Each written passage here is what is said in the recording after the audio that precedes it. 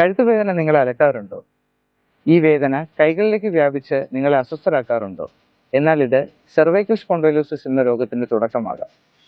നമസ്കാരം, ഞാൻ doctor Abhinash GL, കൊല്ലം NS Ayurveda ആശുപത്രിയിൽ ശല്യതന്ത്ര മർമ്മ വിഭാഗം സ്പെഷ്യലിസ്റ്റ് കൺസൾട്ടന്റ് ആണ്.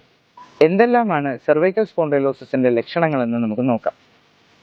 കഴുത്തിന്റെ ചലനം അഥവാ മൂവ്മെന്റ്സിനെ ആദ്യം അഫക്റ്റ് ചെയ്യുകയും തുടർന്ന് വേദന തോളിലും കൈയുടെ ഇരുവശങ്ങളിലും കൈകളിലേക്കും വ്യാപിക്കുകയും ചെയ്യുക എന്നതാണ് ഇതിന്റെ പ്രാരംഭ ലക്ഷണം.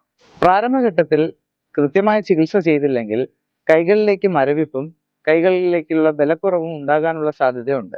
ചില ആളുകളിൽ തലയ്ക്ക് പെരുപ്പും പുറംവശത്ത് വേദനയും അനുഭവപ്പെടാറുണ്ട്. എങ്ങനെയാണ് സെർവൈക്കൽ സ്പോണ്ടൈലോസിസ് ഡയഗ്നോസിസ് ചെയ്യുന്നതെന്ന് നമുക്ക് നോക്കാം. സെർവൈക്കൽ സ്പോണ്ടൈലോസിസ് ഡയഗ്നോസിസ് ചെയ്യുന്നതിനായി കഴുത്തിന്റെ എക്സ്റേ, MRI സ്കാൻ എന്നിവ സഹായകമാകും.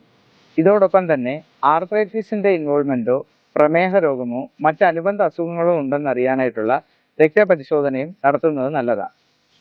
ആയുർവേദത്തിൽ സെർവൈക്കൽ സ്പോണ്ടൈലോസിസിനെ ഗ്രീവാഗ്രഹം എന്നാണ് പറയുന്നത്. ഈ രോഗത്തിന് രോഗാവസ്ഥ അനുസരിച്ചാണ് ചികിത്സ ചെയ്യേണ്ടത്. ആദ്യഘട്ടത്തിൽ കശേരുകൾക്കിടയിൽ ഉണ്ടാകുന്ന ഇൻഫ്ലമേഷൻ അഥവാ നീർക്കെട്ടിനെ കുറയ്ക്കുന്ന ചികിത്സയും തുടർന്ന് മാംസപേശികളെ ബലപ്പെടുത്തി കശേരുകൾക്കുണ്ടായിട്ടുള്ള സമ്മർദ്ദത്തെ കുറയ്ക്കുന്നതുമായിട്ടുള്ള ചികിത്സാ രീതിയാണ് ചെയ്തു വരേണ്ടത്. ഇതിനായി ഒരു വിദഗ്ധനായ ഡോക്ടറെ സമീപിച്ച് രോഗാവസ്ഥ മനസ്സിലാക്കിയ ശേഷം കൃത്യമായിട്ടുള്ള ഇന്റേണൽ മെഡിസിൻസും എക്സ്റ്റേണൽ തെറാപ്പീസും ചെയ്യുന്നത് നല്ലതാണ്. ഇത്തരത്തിലുള്ള വിവിധങ്ങളായിട്ടുള്ള വാദവ്യാധികൾക്ക് NS ആയുർവേദ ആശുപത്രി ശല്യതന്ത്ര മർമ്മ വിഭാഗത്തിൽ ചികിത്സ ലഭ്യമാണ്. നന്ദി.